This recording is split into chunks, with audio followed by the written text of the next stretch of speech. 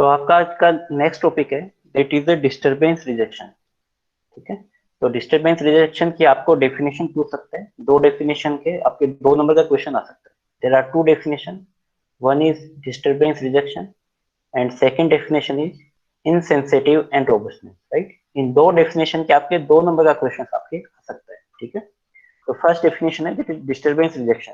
तो disturbance rejection की अपन जब बात करते हैं, मान लो कि सपोज आपके पास कोई सिस्टम है, उस सिस्टम में नॉर्मली वो रनिंग कंडीशन में है, और मान लो किसी एक्सटर्नल डिस्टरबेंस की वजह से वो सिस्टम का जो बिहेवियर है वो चेंज हो जाता है। राइट, अगर मान लो क्या कोई आपका सिस्टम है, वो सिस्टम रनिंग कंडीशन में, डायनेमिक कंडीशन में, मान लो कोई भी एक्सटर्नल डिस्टरबेंस आता है, और उस एक्सटर्नल डिस्टरबेंस की वजह से सिस्टम का जो बिहेवियर है वो चेंज हो जाता है। राइट, तो उस केस में जो मेरे पास कंपनसेटर जो गेन था, जो मैंने आपको लास्ट क्लास में बताया था, it is the compensator gain. उस सिस्टम में अपन क्या करते हैं, कंपनसेटर गेन लगाते हैं, और उस कंपनसेटर गेन का काम क्या होता है, दैट इज कॉल्ड जीसी।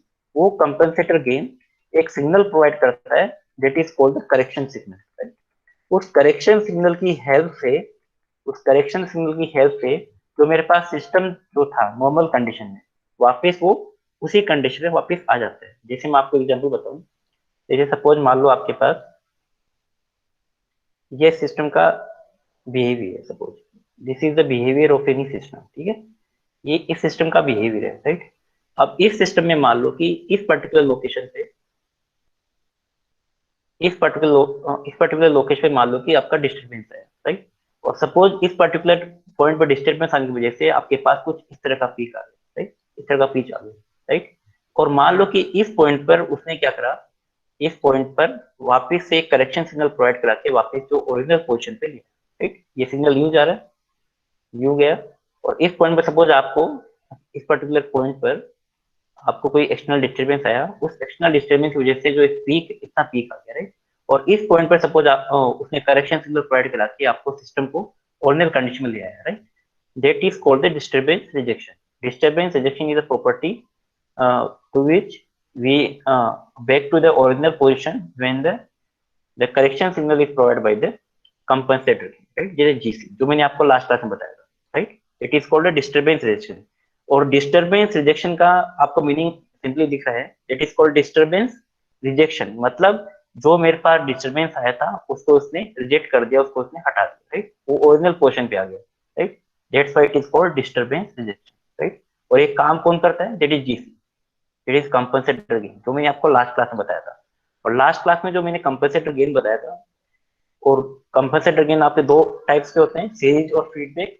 और सीरीज फीडबैक में this is called GC. Right, right, and this is called GC, these are compensator. तो ये क्या कर रहे हैं, एक तरह से करेक्शन सिग्नल प्रोवाइड करा रहा है। यहाँ पे फीडबैक के थ्रू करेक्शन सिग्नल जा रहा है, यहाँ पर आपका सीरीज फीडबैक के थ्रू यहाँ पर करेक्शन सिग्नल जा रहा है। राइट, तो इस करेक्शन सिग्नल कौन प्रोवाइड कर रहा है, this is the GC, provide the correction signal by the GC. Right, उस करेक्शन सिग्नल की वजह से जो मेरे पास या जो एरर है वो दूर हो जाएगी। राइट, जो डिस्टर्बेंस आया था एक्सटर्नल डिस्टर्बेंस, वो उसको कंपनसेट करेगा। That's why it is called compensate. Right, so this is the definition of disturbance injection. Second जो definition है, that is called the insensitive and robustness. Right? यहाँ पर robustness जो term है, uh, that is very important for the control system. तो कोई भी system जो है वो रोबस्टनेस, उस सिस्टम की रोबस्टनेस होनी चाहिए। अब रोबस्टनेस की डेफिनेशन क्या है, मान लो कोई कंट्रोल सिस्टम है, उस कंट्रोल सिस्टम में मान लो कि मैंने कुछ एक्सटर्नल डिस्टर्बेंस लगा दिया। कोई एक्सटर्नल डिस्टर्बेंस आ गया, कोई भी रीजन से आ सकता है, एक्स वाई जेड रीजन। तो उस एक्सटर्नल डिस्टर्बेंस की वजह से उस पर्टिकुलर कंट्रोल सिस्टम को कोई फर्क ही नहीं पड़ता। फर्क करने का मतलब है कि उसका जो बिहेवियर है वो चेंज नहीं होता है, उसका कोई बिहेवियर चेंज नहीं होता है। तो उसको अपन कहेंगे that is insensitive. Right, that is insensitive, इसका मतलब उसको भी कोई फर्क ही नहीं पड़ रहा। और उस सिस्टम को कहेंगे रोबस्ट सिस्टम। राइट, उस एक्सटर्नल डिस्टर्बेंस की वजह से उस सिस्टम को कोई फर्क नहीं पड़ रहा है, that is called the insensitive. और जो उस पर्टिकुलर सिस्टम को कहेंगे that is called the robust system. और प्रोसेस को कहेंगे that is the robust. Right, यहाँ पर आपके पास 3 टर्म्स है। First one is disturbance rejection. Disturbance rejection is a property of any system when we apply the correction signal by the uh, compensator gain, through which compensator gain we have compensated that disturbance, right? That means system will be in the original position or the normal position, right? That is what this is called the disturbance reduction. और insensitivity और robustness का क्या meaning है? कोई भी control system है, उस पे कंट्रोल सिस्टम में अगर आपके पास कोई एक्सटर्नल डिस्टर्बेंस आता है और एक्सटर्नल डिस्टर्बेंस की वजह से कंट्रोल सिस्टम के बिहेवियर में कोई भी चेंज नहीं आता है, that is called the insensitive. और उस पर्टिकुलर कंट्रोल सिस्टम को कहेंगे रोबस्ट सिस्टम, और प्रोसेस को कहेंगे that is called the robust, right. यहाँ पर 3 डेफिनेशन है और 3 डेफिनेशन के आपके 2 नंबर का क्वेश्चन ये बहुत इंपॉर्टेंट है, ये आ भी सकता है आपके एग्जाम। ठीक है, 2 नंबर के क्वेश्चन में आपके पास दोनों क्वेश्चन एक एक मार्क्स का आ सकता है। ठीक है, इसमें किसी को डाउट है?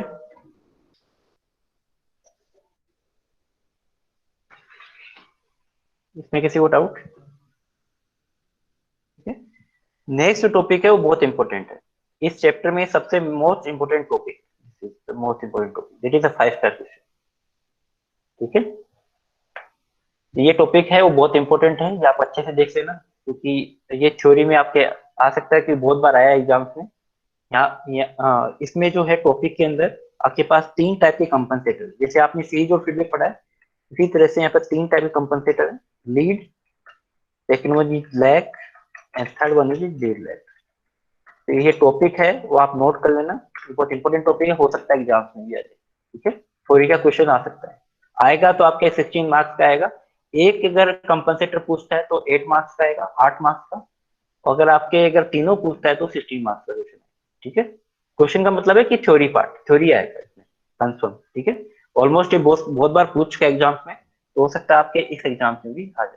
ठीक है, या तो आपके 8 मार्क्स का क्वेश्चन आएगा तो आपको एक कंपनसेटर पूछेगा, तीनों में से कोई भी पूछ सकता है, लीड पूछ सकता है, लेग पूछ सकता है, लीड लेग पूछ सकता है, राइट। अगर 16 मार्क्स का आएगा तो आपको तीनों कंपनसेटर पूछेगा। ठीक है, दैट इज वेरी इंपॉर्टेंट। ठीक है, तो first we will discuss that is the lead compensator. तो यहाँ पर जो लीड कंपनसेटर का जो स्ट्रक्चर है, वो अपन इलेक्ट्रिकली सिस्टम में कोई सिस्टम ले रहे हैं, उसके थ्रू अपन डिफाइन करेंगे what is the lead compensator, right. जो कंपनसेटर का मीनिंग तो आपको क्लियर है कि किसी भी सिस्टम में मैं कंपनसेटर लगा के अकॉर्डिंग टू रिक्वायरमेंट उसको मैं चेंज कर सकता हूँ, राइट। तो यहाँ पर जो लीड कंपनसेटर है उसका अपन एक एप्लीकेशन ले रहे हैं, that is electrical system, right. तो कोई इलेक्ट्रिकल सिस्टम है, this is called the lead compensator. तो इस इलेक्ट्रिकल सिस्टम के अंदर तो मेरे पास एक तरह से लीड कंपनसेटर का मतलब एक तरह से कोई गेन, जैसे आप कंपनसेटर गेन लगाते हैं ना किसी, तो वही कंपनसेटर गेन अपन फाइंड करेंगे। और कुछ कंपनसेटर गेन में एक्चुअली होता क्या है, देयर इज इनपुट सिग्नल और देयर इज आउटपुट सिग्नल, और Laplace transform output upon Laplace transform input is the gain, right. उसी की अपन बात कर रहे हैं। तो उस पूरी इलेक्ट्रिकल सिस्टम में जो ये गेन है वो पूरा इलेक्ट्रिकल सिस्टम ये रिप्रेजेंट करता है, right. This is called the lead compensator. ठीक है, तो इस पर्टिकुलर लीड कंपनसेटर के अंदर मेरे पास सर्किट के अंदर R1 और C1 पैरेलल के अंदर है। ठीक है, उसके बाद में एक सीरीज में रेजिस्टेंस कनेक्टेड है R2, राइट। इस रेजिस्टेंस R2 एंड R1 और combination of R1 and C1 connected in the series, right. There is a input signal that is Vi, और ये मतलब यहाँ पे Vi है, और there is a output signal across the R2 that is V, right. तो अपन को क्या फाइंड करना है, this is the compensator gain, right. Compensator gain के लिए अपन क्या फाइंड करेंगे, it is the Laplace transform output to the Laplace transform input. ठीक है, जैसे टी है, दिस इज टी, मैंने बाय मिस्टेक कर दिया, this is the time domain. ठीक है, ये टाइम डोमेन में है। अब यहाँ पे लाप्लास ट्रांसफॉर्म आउटपुट अपन लाप्लास ट्रांसफॉर्म इनपुट करना है, तो सबसे पहले आपको पता है कि जब भी मैं टाइम डोमेन के सर्किट को फ्रीक्वेंसी डोमेन के सर्किट में चेंज करता हूँ, उस केस में मेरे पास जो आर जो चेंज होता है, आर ऐसा कैसा रहेगा, डेट मीन सी जो चेंज होता है वो 1/CS में चेंज होता है, और जो मेरे पास एल है वो आपका L/S में चेंज होता है, ये आपको पता है सबको। डेट मीन्स यहाँ पर जो R1 जो है वो ऐसा कैसा आएगा, C1 जो है 1/CS आ जाएगा, और जो R2 है वो आपका ऐसा कैसा आएगा। और इस सर्किट के through current, suppose this current is flowing through this R2 is IT, if current is IT, then Laplace transform of IT is IS। ठीक है, और यहाँ पे जो इनपुट VI था वो आपका VIS हो जाएगा, और Laplace transform V note T आपका V नोट S हो जाएगा। ठीक, अब यहाँ पर जो मेरे पास सपोज दिस इम्पिडेंस, इस इम्पिडेंस को कुछ मान लो आप Z1 मान लो, और इस इम्पिडेंस को आप Z2 मान लो, Z2 यहाँ पे R2 है, राइट। तो यहाँ पर आपके दो इम्पिडेंस सीरीज में कनेक्टेड है, और जब दो इम्पिडेंस आपके सीरीज में कनेक्टेड होते हैं then we apply voltage division rule. वो आपको सर्किट के अंदर पता है कि कैसे अपन अप्लाई करते हैं, राइट। तो यहाँ पर सबसे पहले अपन इसमें वोल्टेज डिवीजन रूल अप्लाई कर सकते हैं, ठीक है। तो वोल्टेज डिवीजन अप्लाई करने पर R2 divided by R1 into 1/CS इसका combination multiply by input resistance, ये अपन करते हैं। तो यहाँ पर मैंने वोल्टेज डिवीजन रूल नहीं लगाया, इसमें मैंने डायरेक्ट मतलब इनडायरेक्टली किया है। आप चाहो तो जो वोल्टेज डिवीजन रूल भी लगा सकते हो, ठीक है। तो इसमें मैंने क्या करा है, वोल्टेज डिवीजन रूल नहीं लगाया। आप चाहो तो वोल्टेज डिवीजन लगा दो, वो ज्यादा इजी रहेगा, ठीक है। इसमें मैंने क्या करा है, टोटल इंपेडेंस निकाल दी। टोटल इंपेडेंस निकालने के लिए series connected circuit, that mean this impedance is Z1 और suppose this impedance is Z2, that mean series connected impedance कितनी हो जाएगी, Z1 प्लस Z2, राइट। तो यहाँ पर इंपेडेंस आपके पास R2 है और R1 और 1/C1S आपका पैरेलल में कनेक्टेड। पैरेलल में कनेक्टेड क्या होगा, Z1 Z2 to Z1 to Z2, तो R1 into 1/C1S, R1 into R2 अपन R1 प्लस R2, तो R1 plus 1/C1 into S, right. यहाँ पर मेरे पास C1S जो है कॉमन आ जाएगा, एलसीएम आ जाएगा, इसके साथ मल्टीप्लाई हो जाएगा, तो R1 C1S, और यहाँ से C1S यहाँ से कैंसिल हो जाएगा। यहाँ पर क्या आएगा, R1 divided by R1 C1S plus 1, right, R1 C1S plus 1, ठीक है। अब इसको यहाँ पे मल्टीप्लाई कर दो एलसीएम लेके, तो 1 प्लस R1 C1S एलसीएम आ गया, R2 के साथ ही मल्टीप्लाई हो गया प्लस R1, ठीक है। इसको आप सोल्व कर लीजिए, ZS मेरे पास है और मुझे निकालना है इसके थ्रू करंट, राइट। तो इसके थ्रू जो करंट है वो कितनी आ जाएगी, इट इज द VIS, क्योंकि अल्टीमेटली मेरे पास जो है वोल्टेज जो है ZS है।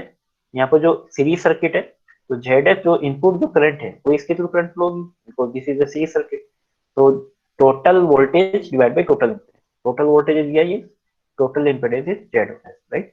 तो टोटल जो वोल्टेज है VIS हो गया, और यहाँ पर जो ZS को मैं अगर यहाँ से डिवाइड करूंगा, तो ये जो टर्म मैं डिवाइड करूंगा, तो इसमें जो यहाँ पर 1 प्लस R1 C1 जो S जो टर्म है वो अगर डिवाइड में है तो ये टर्म कहाँ चली जाएगी, ऊपर चली जाएगी, ठीक है। तो मैंने इसको डायरेक्टली एक स्टेप यहाँ पे मिस करके मैंने यहाँ पे डायरेक्टली ऊपर दी, ठीक।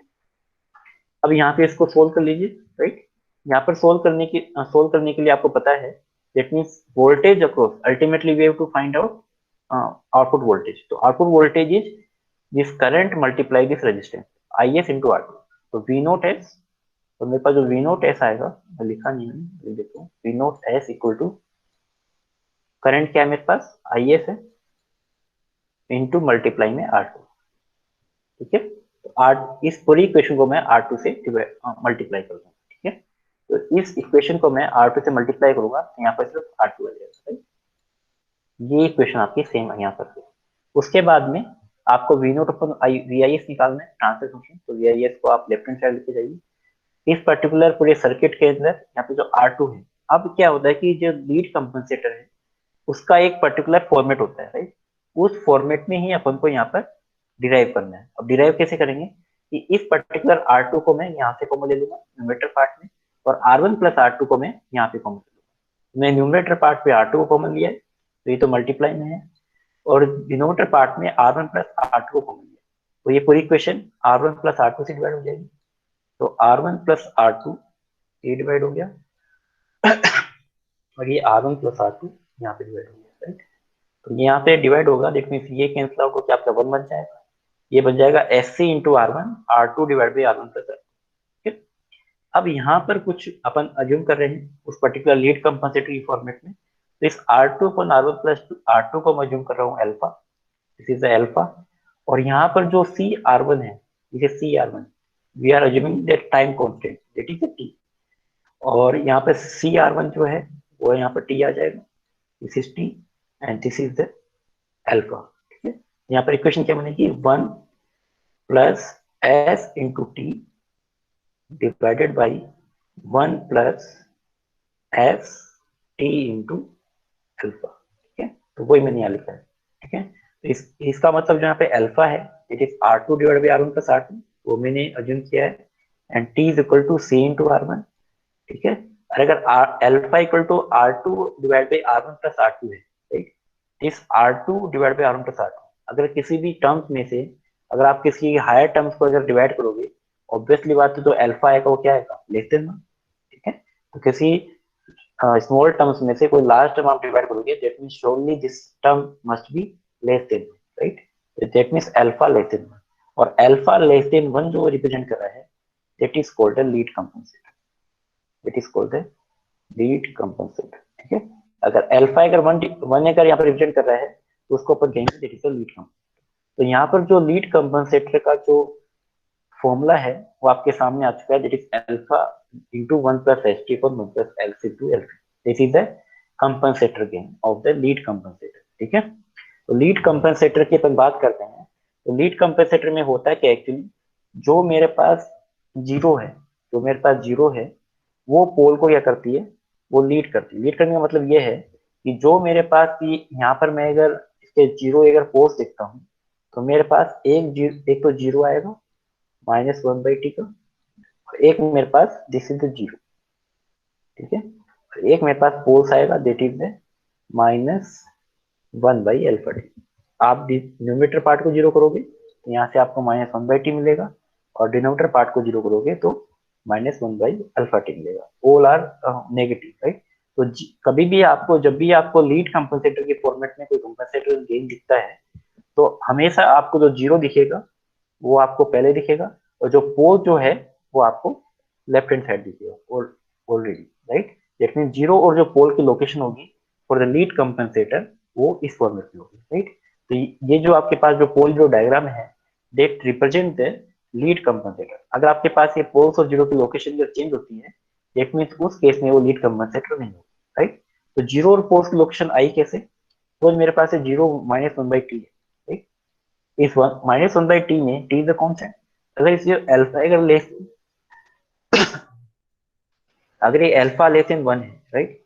तो अल्फा अगर लेस देन 1 है, दैट मींस इस टर्म में से मैं अगर -1/t टर्म्स है और अल्फा लेस देन 1, तो लेस देन 1 की अगर कोई भी टर्म अगर मैं डिवाइड करता हूँ, that means 1/α t surely greater than 1/t, ठीक है? 1/2t है वो श्योरली क्या होगा, 1/t से बड़ा होगा। क्यों बड़ा होगा? क्योंकि अगर 1/t में से मैं 1/t में से अगर मैं अल्फा अगर डिवाइड करता हूँ, it is alpha less than 1, ठीक है? और मेरे पास कोई टर्म है 4, और 4 को मैं डिवाइड करता हूँ 0.5 से, तो मेरे पास जो वैल्यू आई उसमें आई 8 आई। That means that value is less than this value, or we can say that the 8 is greater than 4. That's why 1 upon alpha t always 1/t in the case of lead compensator, because there is alpha less than 1 always, ठीक है? तो आपके इस condition के अंदर जो -1/α t है वो यहाँ पे पोल है, इसका मतलब जो पोल्स की लोकेशन होगी ऑलवेज यहाँ पर है, ठीक है? तो लीड कंपनसेटर का जो गेन है उसका फॉर्मूला आपको याद करना है, और आपको एक पोल जीरो डायग्राम याद करना है, ठीक है? This is called the lead compensator. In the lead compensator that alpha is always less than 1, right?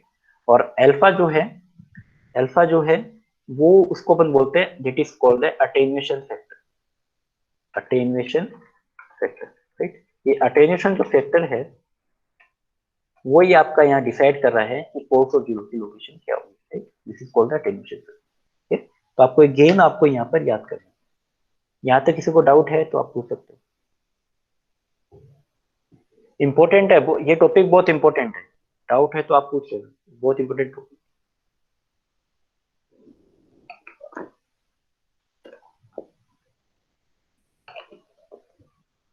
इस पे सिर्फ थ्योरी आएगी, न्यूमेरिकल नहीं है।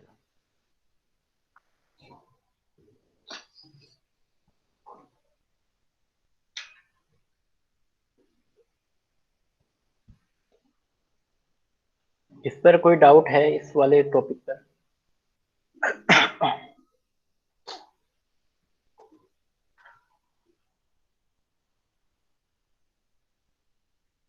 क्लियर?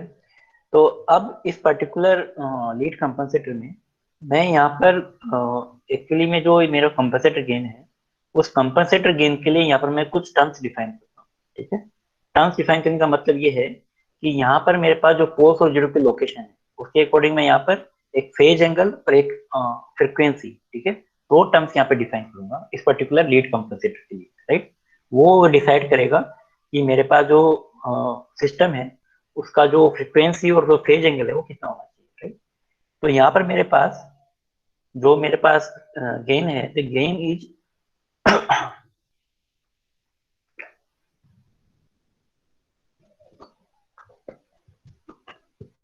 तो यहाँ पर जो गेन है, तो गेन का जो फॉर्मूला है that is alpha into one plus S T upon one plus S T into alpha, right.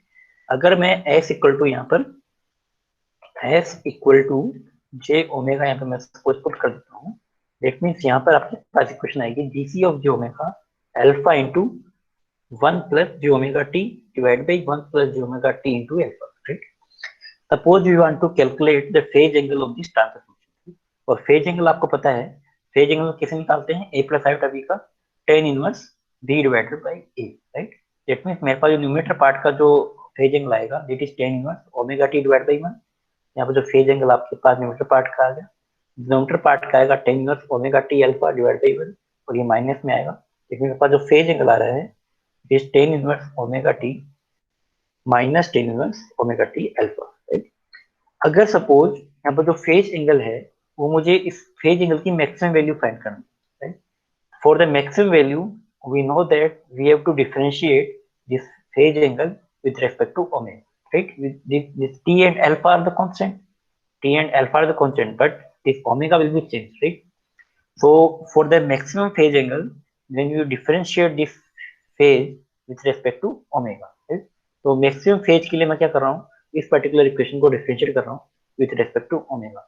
तो with respect to omega मैं differentiate करूंगा, that means tan inverse theta का जो differentiation होता है, ठीक है, वो कितना होता है, one upon one plus tan inverse theta कितना होता है, one one divide by one plus theta square, right. तो one divide by one plus theta square, तो ये थीटा कितना है यहाँ पर ओमेगा टी, राइट। तो one divide by one plus omega T का होल स्क्वायर, बट अपन किसके रिस्पेक्ट में कर रहे हैं, ओमेगा रिस्पेक्ट में कर रहे हैं, तो ये वाली जो टर्म्स है वो भी आपकी डिफरेंशिएट होगी into differentiation of omega T with respect to omega. इसको अगर डिफरेंशिएट करेंगे विद रेस्पेक्ट टू ओमेगा तो मेरे पास क्या कितनी टर्म्स आएगी, that is capital T, right.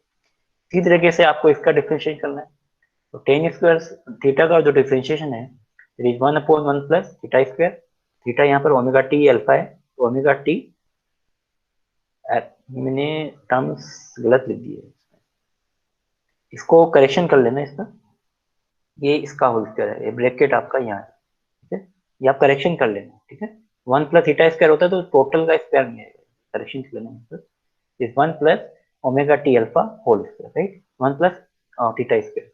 अब यहाँ पर जो आपका ओमेगा टी अल्फा का भी आपको डिफरेंशिएट करना है विथ रेस्पेक्ट टू ओमेगा, तो इसका आप डिफरेंशिएट करोगे तो यहाँ पर कितना आ जाएगा, टी इंटू अल्फा, ठीक है। तो आपके पास ये टर्म्स आ गई। इसके बाद में मेरे पास इसको जीरो के इक्वेट करना है तभी आपका फेज एंगल आएगा, तो मैंने जीरो के इक्वेट कर दिया, ये जो टर्म है वो राइट हैंड साइड में जाएगी।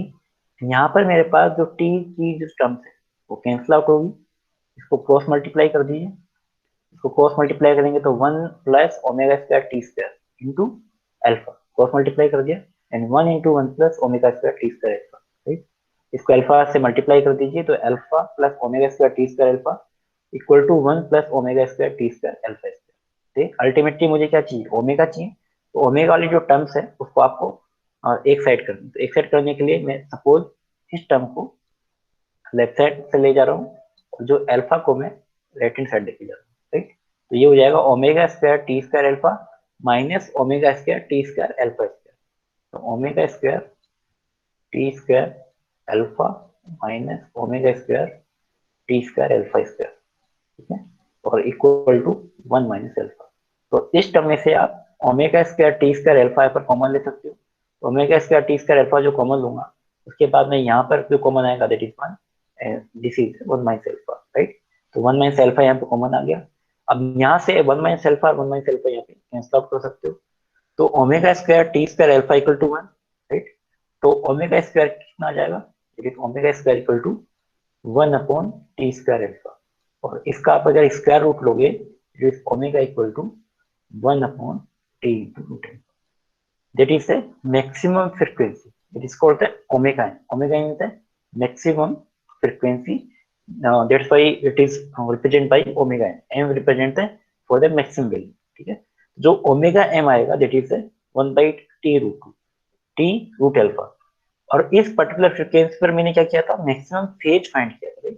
अब ये जो ओमेगा एम है, इस ओमेगा एम की वैल्यू आप कहाँ पुट करोगे, इस इक्वेशन, तो मेरे पास फाइव है, इट मीन जो ओमेगा एम है वो आप यहाँ पे पुट करोगे, यहाँ, ठीक है, तो यहाँ पे पुट करोगे तो आपको क्या मिल जाएगा, इट इज द फाइव। तो फाई एम पे यहाँ पे क्या मिलेगा, अगर ओमेगा की जगह मैं ओमेगा एम लिख दूंगा, इट मीन आपको फाई एम फाइंड आउट हो जाएगा, राइट। तो आपके पास जो फाई एम है वो कितने मिलेगा, ओमेगा एम पे। तो tan inverse omega M T minus tan inverse that is omega M into T into alpha. तो ओमेगा एम की वैल्यू दैट इज 1/टी रूट एल्फा, राइट। तो ओमेगा एम टी की वैल्यू कितनी हो जाएगी, ओमेगा एम टी की value हो जाएगी दैट इज इस इक्वेशन से 1/रूट एल्फा, ठीक है। तो ओमेगा एम टी को मैं पुट कर सकता हूँ 1/रूट एल्फा। तो ओमेगा एम टी की वैल्यू 1/रूट एल्फा होगी, और यहाँ पे ओमेगा एम टी की अगर 1/रूट एल्फा अगर मैं पुट करता हूँ तो मीन 1/रूट alpha into alpha that is root alpha, right. तो यहाँ पे इसकी वैल्यू हो जाएगी रूट एल्फा, राइट। और tan inverse A minus tan inverse B का मैं फॉर्मुला अप्लाई कर सकता हूँ, tan inverse A minus B divide by 1 plus A B. तो टेन इनवर्स 1/रूट alpha minus root alpha 1 plus A B that is A is 1/रूट alpha, B is root alpha. Root alpha से root alpha आप cancel out कर दो, या फिर आप रूट एल्फा को एलसीएम ले लो, राइट। रूट एल्फा को मैं एलसीएम लूंगा तो ऊपर आ जाएगा 1 माइनस, और रूट एल्फा मल्टीप्लाई हो जाएगा that is alpha divide root alpha. इसमें रूट एल्फा में अगर कॉमन लूंगा एलसीएम लूंगा, इसमें root alpha divide by root alpha plus root alpha, ठीक। तो यहाँ पे कितना आ गया, टू रूट एल्फा। तो two root alpha divide by root alpha, root alpha से रूट एल्फा कैंसिल आउट हो जाएगा, तो 1 minus alpha divide by two root alpha, ठीक। ये that is the final equal to tan inverse. इसमें जो यहाँ पर करेक्शन कर लेना है, मैं टेन इनवर्स लगाया नहीं, ठीक है। यहाँ पर एक और करेक्शन करना, this is the tan inverse, ठीक है। ये मैंने यहाँ पर टेन इनवर्स नहीं लगाया, this is the tan inverse, ठीक है। टेन इनवर्स में है इक्वेशन, यहाँ पे आप करेक्शन कर लेते, दिस इज द टेन। अगर फाइव में आपका tan inverse 1 minus alpha upon 2 alpha है, दैट मींस आपका जो टेन एल्फा कितना, टेन फाइव एम कितना हो जाएगा, 1 माइनस एल्फा अपॉन 2 एल्फा, ठीक। और टेन फाइव एम आपको जानते हो, टेन फाइव एम अगर 1 minus alpha upon 2 root alpha है, तो टेन फाइव एम से क्या फाइंड आउट कर सकते हो, साइन फाइव एम। और साइन फाइव एम आप जानते हो, साइन फाइव एम क्या होता है, that is perpendicular divide by perpendicular sine phi M. जैसे मान लो ये पाइथागोरस थ्योरम आप लगा सकते हो, suppose this is the phi m, this is the perpendicular, or perpendicular, this is the base and this is the hypotenuse, ठीक है। तो इसमें आप फॉर्मूला लगा सकते हो, sin phi m perpendicular divide by hypotenuse, ठीक है। तो फॉर्मूला लगा सकते हो, तो उसके थ्रू आप क्या फाइंड कर लोगे, it is the sin phi, ठीक है। इस फॉर्मूला के थ्रू आपके पास sin phi m कितना जाएगा, 1 minus alpha upon 1 plus alpha, right. और 1 minus alpha upon 1 plus alpha जो है, इट इज अगर आपको साइन इसका इनवर्स लेते हो, it is sine inverse 1 minus alpha upon 1 plus alpha, right. तो अपन को फॉर्मूला है इस फॉर्मेट में याद रखना है, आप चाहो तो इसमें भी याद कर सकते हो, आप चाहो तो इसमें भी याद करो, दोनों से आंसर सेम आए, ठीक है। नॉर्मली बुक के अंदर साइन इनवर्स की फॉर्मेट में दे रखा होता है, तो आप इसके थ्रू भी आप याद कर सकते हो, ऑलवेज आपके पास जो आंसर है वो दोनों की तरफ से सेम आएगा, ठीक है। मेरे पास जो फॉर्मूला है फाइव एम और ओमेगा, ये आपको फॉर्मूला याद करना है, ठीक है। इस पे कोई न्यूमेरिकल कभी पूछता नहीं है यूनिवर्सिटी में, तो आपको न्यूमेरिकल करने नहीं है, ठीक है। कंपटीशन एग्जाम में खूब सारे क्वेश्चन पूछते हैं, बट यहाँ पर आपके यूनिवर्सिटी एग्जाम में इसके थ्रू कोई भी न्यूमेरिकल नहीं आए, ठीक है। तो this is the derivation of for the lead compensator, right. तो लीड कंपनसेटर की कुछ प्रॉपर्टीज होती हैं, वो आपको याद करनी है, क्या क्या प्रॉपर्टीज होती हैं। अगर मान लो कि कोई सिस्टम है, उस पर्टिकुलर सिस्टम में मुझे ट्रांजिएंट रिस्पॉन्स को इंप्रूव करना है, that is very effective in the case of lead compensator. तो लीड कंपनसेटर में ऑलवेज जो ट्रांजिएंट रिस्पॉन्स है उसको इंप्रूव करता है। सेकंड इज इट इंक्रीज, क्या हुआ, किसकी आवाज आ रही है, बीच में एक्सटर्नल डिस्टरबेंस मत करो क्रिएट, है ना। मेरे पास कोई डिस्टरबेंस रिजेक्शन है नहीं, ठीक है। इट इम्प्रूव ट्रांजिएंट रिस्पॉन्स, तो ट्रांजिएंट रिस्पॉन्स जो है वो आपका इंप्रूव हो जाएगा। इस केस के अंदर जो डैम्पिंग रेशियो है वो आपका इंक्रीज हो जाएगा, राइट। तो डैम्पिंग रेशियो का मैं अगर कोई सिस्टम है, कोई सिस्टम की रिक्वायरमेंट है कि अगर सपोज मेरा डैम्पिंग रेशियो 0.4 है और सिस्टम की रिक्वायरमेंट है कि 0.6 करना है, तो लीड कंपनसेटर इज इफेक्टिव। तो इस केस में भी आपका लीड कंपनसेटर काम में आएगा। ये डिक्रीज द पीक ओवरशूट, अगर किसी सिस्टम में आपको पीक ओवरशूट, आपको मैक्सिमम ओवरशूट आपको डिक्रीज करना है, तो the lead compensator is very effective. Fourth one is settling time reduces. Settling time का मान लो किसी भी सिस्टम को फास्ट करना है, सेटलिंग टाइम रिड्यूस का मतलब है किसी भी सिस्टम को फास्ट करना है, ठीक है। सेटलिंग टाइम ज्यादा मतलब सिस्टम स्लो है, तो इस सिस्टम को अगर फास्ट करना है, रिक्वायरमेंट उसकी फास्ट है, तभी भी आपका लीड कंपनसेटर इफेक्टिव है। और स्टेबिलिटी को अगर इंप्रूव करना है, दैट मींस उस केस में भी मेरे पास लीड कंपनसेटर इफेक्टिव है, राइट। तो इस पर्टिकुलर इन सब केस के अंदर लीड कंपनसेटर क्या रहेगा, इफेक्टिव रहेगा, राइट। तो लीड कंपनसेटर इन केस में अपन अप्लाई कर सकते हैं, ठीक है। That's all about lead compensator. ये बहुत इंपॉर्टेंट टॉपिक है जो बता रहा हूँ मैं, lead leg and lead leg, तो आपको ये अच्छे से देखना है। यहाँ तक किसी को डाउट है तो आप पूछ सकते हो।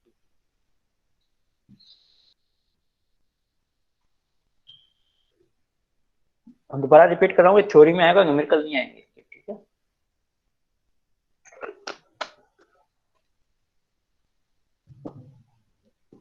उसके बाद में है next compensator, it is the lag compensator. This is the second, ठीक है। जैसे आपने लीड पढ़ा है वैसे लेग पढ़ा है, डिफरेंस सिर्फ और सिर्फ सर्किट का है, बाकी प्रोसेस पूरा सेम रहेगा, ठीक है। पूरा प्रोसेस सेम रहेगा, सिर्फ और सिर्फ जो है वो सर्किट का डिफरेंस है। सर्किट के अंदर मेरे पास वहां पर पैरेलल कॉम्बिनेशन था, उसके बाद में मेरे पास R2, यहाँ पर आपके पास जो यहाँ पे R1 रेजिस्टेंस है, उसके साथ में सीरीज में R2 और C2, और R2 और C2 के थ्रू जो वोल्टेज, जो आउटपुट वोल्टेज है, उसके सीरीज कॉम्बिनेशन के अक्रॉस है, right. This R1 R2 C2 all are connected in series, right. और इनपुट मेरे पास वोल्टेज है, दैट इज VA। इसको भी आप T कर देना, इसके बाद ये बाय मिस्टेक मैंने S कर दिया, this is the in time term, ठीक है। अब यहाँ पर मेरे पास अगर सपोज मुझे आउटपुट वोल्टेज चाहिए, तो आपको वोल्टेज डिवीजन रूल लगा देना है, और वोल्टेज डिवीजन इसको पहले आप कन्वर्ट कर दीजिए। R1 आपका R1 में चेंज हो गया, R2 का R2 रहेगा, और C2 का 1/C2S, और IT का VIS हो जाएगा, और V0 T का आपका V0 S। This is the we have convert time domain circuit into frequency domain circuit, ठीक है। After we converting the circuit, we apply voltage division rule, right. Voltage division rule आप apply कर सकते हो, ठीक है। तो वोल्टेज रूल अप्लाई करोगे, suppose this is the Z1 and this is the Z2, this is the Z2। तो अगर मुझे वोल्टेज निकालना V0, तो अप्लाई कर सकता हूँ voltage rule, that is Z2 upon Z1 plus Z2 multiply by total voltage, total voltage is VIS, ठीक है। तो ये अपन अप्लाई कर सकते हैं। तो Z2 यहाँ पर कितना है, it is series combination of R2 and 1/C2S, तो R2 plus 1/C2S, it is Z2। R2 plus 1/C2 is Z2, Z1 is R1, this is the Z1, and Z2 is R2 plus 1/C2S, this is Z1, so Z2 is the Z2, this is the Z1, and this is the Z2, so Z2 upon Z1 plus Z2 in total voltage, it is VIS, it is VIS। तो मैंने यहाँ पर, और ये जो voltage आएगा वो क्या आएगा, that is V0 है, तो मैंने V0 टेस्ट कर, ठीक है। तो so we applied voltage rule in this particular equation, ठीक है। अब यहाँ पे वोल्टेज अप्लाई करने के बाद में यहाँ पर आप C2S को एलसीएम ले लीजिए, एलसीएम लोगे तो यहाँ पर आ जाएगा R2S into C2 into S plus 1 divide by C2S। यहाँ से आपने C2S को एलसीएम ले लिया, इसमें भी आप C2S को एलसीएम ले लीजिए। तो एलसीएम लोगे तो ये जो R1 प्लस R2 है, इससे मल्टीप्लाई हो जाएगा C2S, यहाँ से C2S कैंसिल आउट हो जाएगा, तो आपके सामने इक्वेशन आएंगे R2 C2S प्लस 1, और डिनोमिनेटर पार्ट में आएगा C2S into R1 plus R2 plus, ठीक है। ये टर्म आपके पास आ रही है।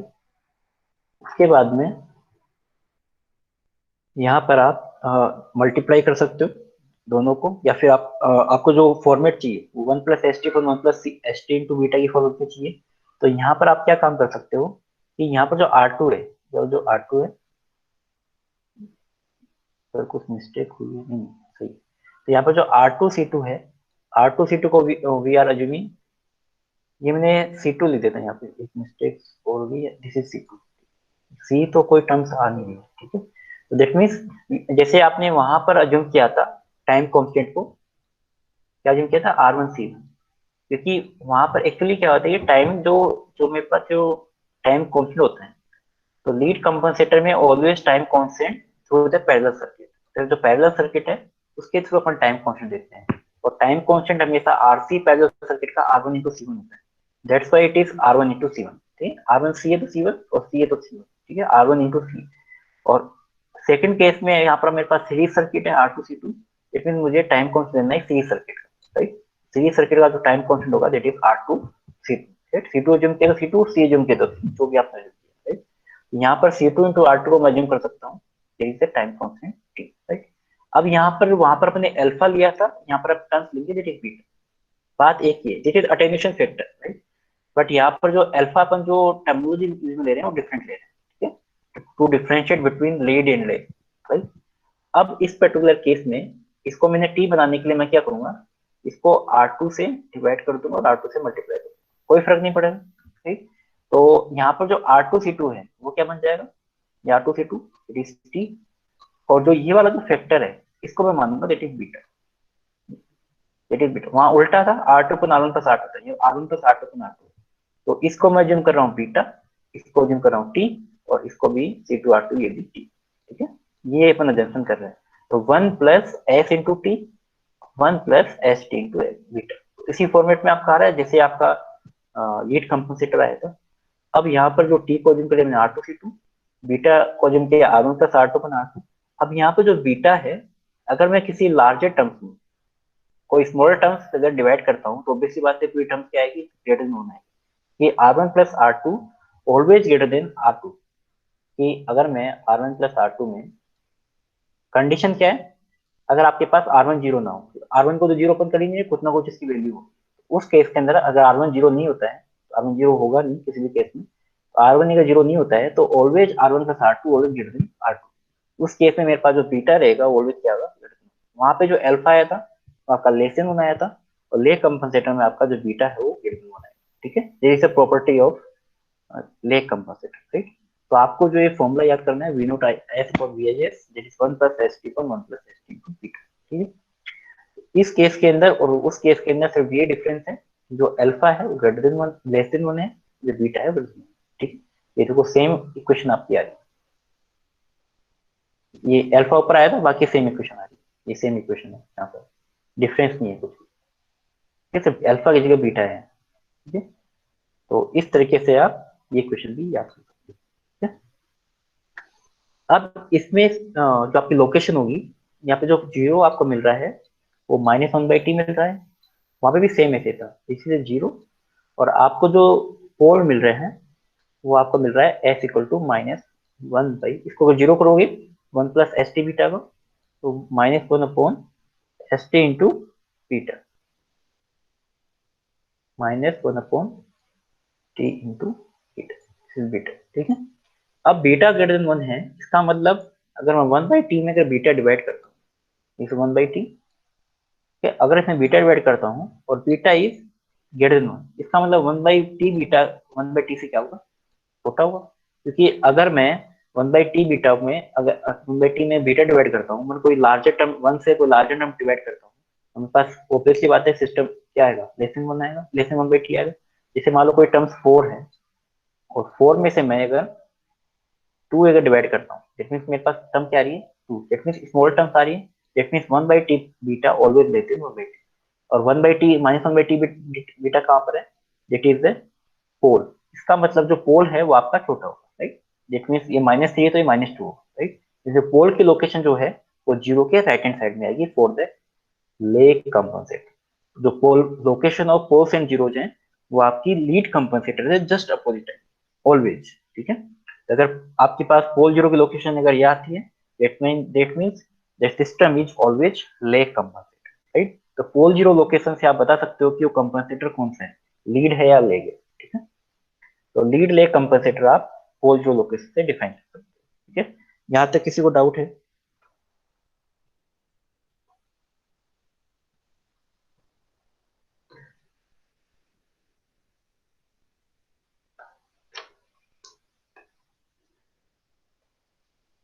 ठीक है? तो पोल जीरो लोकेशन है वो जस्ट अपोजिट है with respect to lead compensator, ठीक है। अब यहाँ पर जो इक्वेशन है GCF divide equal to 1 plus S T divide by 1 plus S T into beta, ठीक है। That is beta is greater than 1।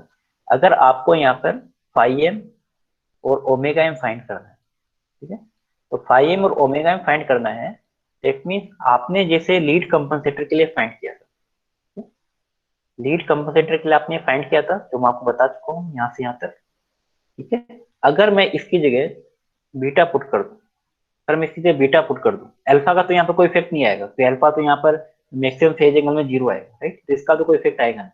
अगर इसमें मैं अल्फा की जगह बीटा कर दूं, कि इस पूरे डायरेक्शन में जहां भी अल्फा है वहां पे बीटा कर देता हूँ, तो मेरे पास पूरा डायरेक्शन सेम आएगा, ठीक है।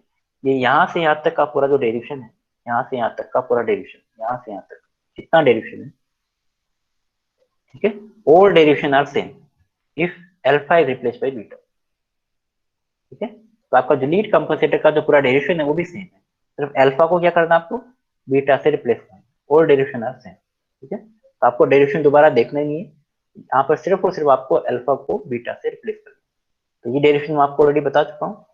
तो यहाँ पर जो आपका डेरिवेशन वाला पार्ट है वो सेम है, आपका जो मैक्सिमम फेज एंगल वो उसका डेरिवेशन भी आपका सेम है, उसमें कोई डिफरेंस नहीं है। यहाँ पर omega M 1/t root alpha आ रहा था, यहाँ पर 1/t रूट बीटा है, तो फिर 1 माइनस अल्फा पर 1 प्लस अल्फा रहता है, या 1 माइनस बीटा पर 1 प्लस बीटा है। ठीक है, तो डेरिवेशन जो पार्ट है वो पूरा सेम है, यहाँ पर आपको कोई रिपीट नहीं करना है, सिर्फ अल्फा को बीटा से रिप्लेस करना है, फिर all derivation are same of the for the maximum phase angle and maximum frequency.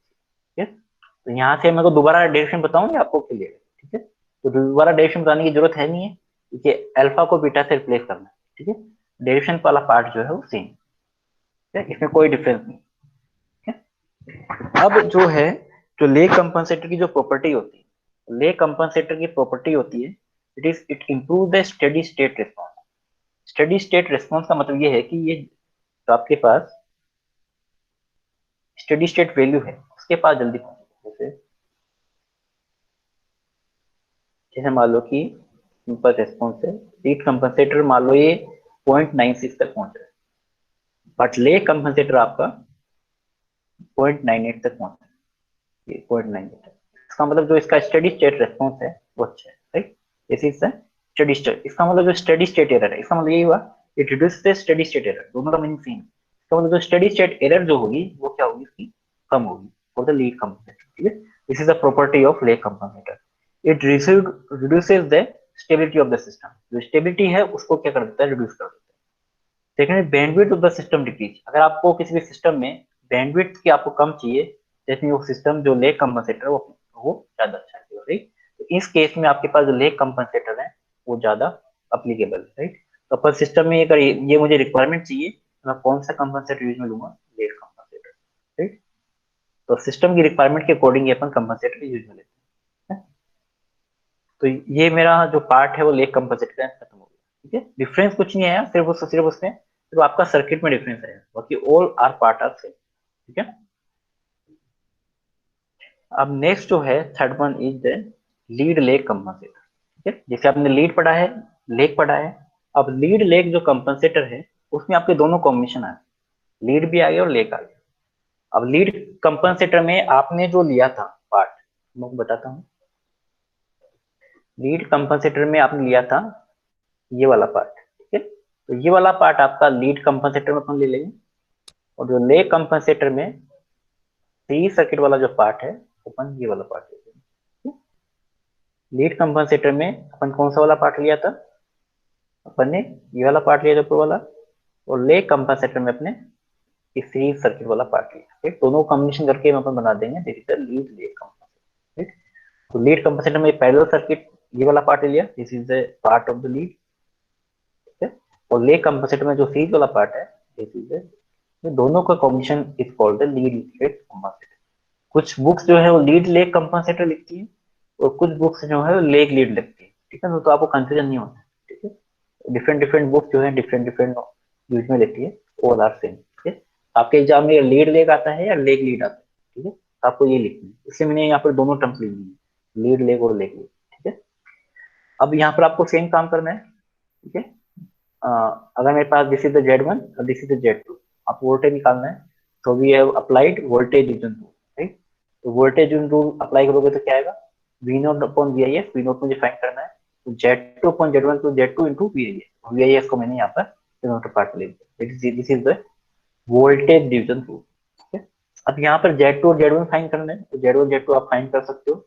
यहाँ पर जो R1, this is R1 and this is the 1 by C1 है, all are connected in parallel, so the combination of is R1, ये मैंने बता चुका हूँ, R1 को 1 plus C1 है, R1 plus 1 by C1 है, यहाँ पे C1 है आपका को LCM आ जाएगा, यहाँ पर आ जाएगा R1 डिवाइड बाई C1 है, और divide by R1 C1S plus 1 divide by C1 है। ठीक है, C1 है, C1 आपका कैंसिल हो जाएगा। ये मैं आपको लास्ट लीड कंपनसेशन में बताया था मैंने आपको। तो R1 divide by R1 C1 S plus R1 divide by R1 C1 S plus this is the Z1। तो Z2 फाइंड करना है, तो Z2 इनका क्या हुआ, it is the series combination, it is series combination is R2 plus 1 by C2S, ठीक। इसको multiply कर दो, तो R2 into C2S plus 1 divide by C2S, तो ये मेरे पास Z2 है। और Z1 Z2 की वैल्यू, दोनों जो वैल्यूज हैं वो आपको इस इक्वेशन में पुट कर दो। तो Z2 की वैल्यू है R1 plus R2 C2S divide by C2S, और Z1 की वैल्यू है 1 plus R2 C2S divide by C2S, right. तो Z1 और Z2 दोनों की वैल्यू पुट करते हैं। यहाँ से आप C2S and 1 plus R1 C1S को कॉमन ले लीजिए, एलसीएम लीजिए, हमने एलसीएम ले लिया। एलसीएम लेने के बाद में यहाँ पर जो C2S यहाँ पर अगर प्रेजेंट है तो मल्टीप्लाई होगा R1 प्लस R1 C1S से, तो 1 प्लस R1 C1S से मल्टीप्लाई कर दिया इस पर्टिकुलर टर्म, ठीक। अगर मेरे पास 1 प्लस R1 C1S है तो आपका मल्टीप्लिकेशन होगा R2 C2S, सॉरी C2S, तो मैंने R1 को C2S से मल्टीप्लाई कर दिया, ठीक। ठीक है। और यहाँ पर जो C2S जो है एलसीएम में दोनों तरफ C2S है, C2S यहाँ पर कैंसिल आउट होगा, ठीक है। और जो डिवाइड में जो 1 प्लस R1 C1S था डिवाइड में है, वो कहाँ चला जाएगा, न्यूमरेटर पार्ट में चला जाएगा। तो 1 प्लस R2 C2S दिस वाला, this part and this part, और ठीक है, दोनों पार्ट आपके मल्टीप्लाई में आ गए। और ये पूरा वाला जो पार्ट है ये आपके पास यहाँ आ गया, और प्लस में आ रहा है R1 C2S जो यहाँ पर आ रहा है, राइट। इसको आपको सोल्व करना है, मल्टीप्लाई कर दीजिए। मल्टीप्लाई करने पर आएगा 1 प्लस R1 C1S, 1 से मल्टीप्लाई करूंगा तो दिस टर्म, R2 C2S से मल्टीप्लाई करूंगा इस पूरी टर्म को, तो R2 C2S into 1 and R2 C2S into R1 C1S, यहाँ पर आ जाएगा R1 R2, सॉरी मैंने ये पूरे टर्म से इस टर्म को मल्टीप्लाई कर रहे हैं, तो R1 प्लस R1 C1S को 1 से, R1 प्लस R1 C1S को 1 से मल्टीप्लाई कर दिया। उसके बाद में R2 C2S को मल्टीप्लाई करना है दिस टर्म से, तो R2 C2S into 1, R2 C2S आ गया, और R2 C2S को मल्टीप्लाई कर रहे हैं R1 C1S, it is R1 R2 C1 C2, और S into S it is S square, plus ये टर्म आपकी यहाँ, राइट। इसको सोल्व कर रहे हैं अपना सिंपली, और कुछ नहीं कर, ठीक है। अब यहाँ पे जो ये टर्म्स है इसको मैंने रीअरेंज कर दिया। अब रीअरेंज करने के बाद में इसमें मैं क्या करूंगा कि जो R1 C1 है, R1 C1 को मैंने, क्योंकि वहां पर अपन ने क्या माना था, टी माना था, राइट। तो मैं यहाँ पर दो टाइम कॉन्स्टेंट है मेरे पास, एक तो पैरेलल सर्किट का और एक सीरीज सर्किट का, राइट। पैरेलल सर्किट का we are assuming T1 and series circuit का we are assuming for the T2, right. और फर्स्ट सर्किट के लिए मैंने क्या माना था, अल्फा माना था, ठीक है। और ले कंपोजिट के लिए बीटा माना था। तो आपके जो नोटेशन है वो सेम रहेंगी। तो फर्स्ट सर्किट के लिए मैंने T1 और अल्फा माना है, और सेकंड सर्किट के लिए मैंने T2 और अल्फा माना है, राइट। ना T1 क्या आ जाएगा, this is a series circuit, तो combination of T1 is equal to R1 C, ठीक है। और T2 क्या होगा, R2 इंटू C2, तो वही मैंने यहाँ पर अजम्पशन लिया है। तो T1 अजम्पशन लिया R1 C1, और R2 C2 अजम्पशन लिया इट इज T2, और इनका जो कॉम्बिनेशन है multiplication is 1 plus ST1 beta और 1 प्लस ST2 अल्फा। तो यहाँ पर जो T1 है इट इज R1 C1, और T2 is R2 C2, right. और अल्फा एंड बीटा है, अब आप इसका कॉम्बिनेशन करोगे alpha beta, it is alpha beta आएगा, इट इज, ठीक है। तो इसको कंपेयर करोगे, इसको मल्टीप्लिकेशन करोगे, तो यहाँ पर जो अल्फा बीटा का जो फैक्टर आएगा, ठीक है, तो alpha beta is equal to 1। अब यहाँ पे तो T1 beta plus T2 alpha है, ये मैंने सारे कंपेयर कर रखे हैं, राइट। तो जितनी भी टर्म्स हैं इसके मल्टीप्लिकेशन की, तो मैंने यहाँ पे कंपेयर कर रखी है, ठीक है। इसको आप जो मल्टीप्लाई करोगे दोनों को, मल्टीप्लाई करके और इसके इक्वेट करोगे, तो this term coefficient must be same, right.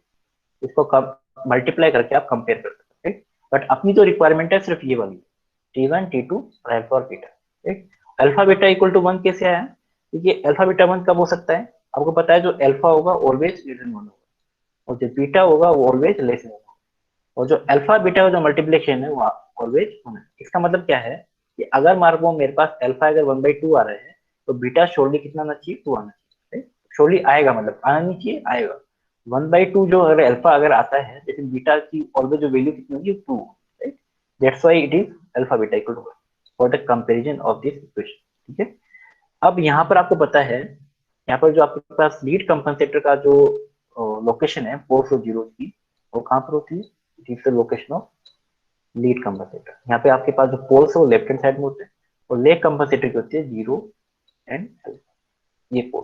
तो ये जो लोकेशन होगी लीड लेग कंपनसेटर की, तो lead compensator always left side of leg compensator, ठीक है, और leg compensator to the right side of lead compensator.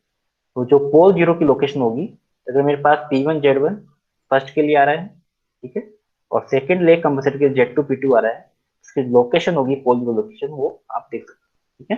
This location of lead compensator, this location of leg compensator, combination is called the lead leg compensator. तो पूरा जो pole zero diagram है, that is for the lead leg compensator, right. अब lead leg compensator में कुछ properties है इनकी, तो प्रॉपर्टीज मैंने यहाँ पर लिख दिया मैंने। It is at compensation technique, एक दो टॉपिक और बचे हैं, दो टॉपिक और बचे हैं, अभी टाइम हो गया, ठीक है। तो मैंने यहाँ पर इसकी जो प्रॉपर्टीज हैं लीड लेग कंपनसेटर की, वो मैंने यहाँ पे लिख दिया। Speed of response and steady state error can be simultaneously improve. इसका मतलब क्या हुआ कि यहाँ पर लीड लेग कंपनसेटर ने दोनों जो प्रॉपर्टीज है वो यूज में ले ली। हाँ, अभी जस्ट छोड़ो, बस ये प्रॉपर्टीज आपको बता के जस्ट आप रिमूव कर सकते हैं, ठीक है। तो यहाँ पर इसने क्या किया कि लीड की कुछ प्रॉपर्टीज ले ली, एडवांटेज ले लिया, कुछ लेग का ले लिया, राइट। और लीड लेग का जो एडवांटेज लेके और फिर उसने क्या करा है कि इस सिस्टम को बनाया है। That means lead leg compensator that is always better than lead and lag, right. तो लीड की प्रॉपर्टी ले ली, इसका मतलब स्पीड, अगर मुझे सिस्टम का स्पीड की मुझे अगर फास्ट चाहिए तो स्टेडी स्टेट वो भी आपका रिमूव करना है। क्या हो गया?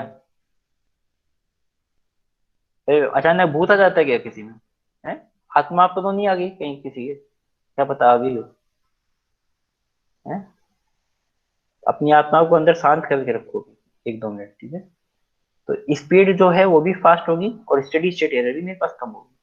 उस केस में अपन लीड लेग कंपनसेटर यूज करेंगे, क्योंकि जो प्रॉपर्टी, दोनों जो प्रॉपर्टीज होती है, एक प्रॉपर्टी जो है वो लीड की है, एक प्रॉपर्टी लेग, ठीक है। That's why we use lead leg compensator, ठीक है।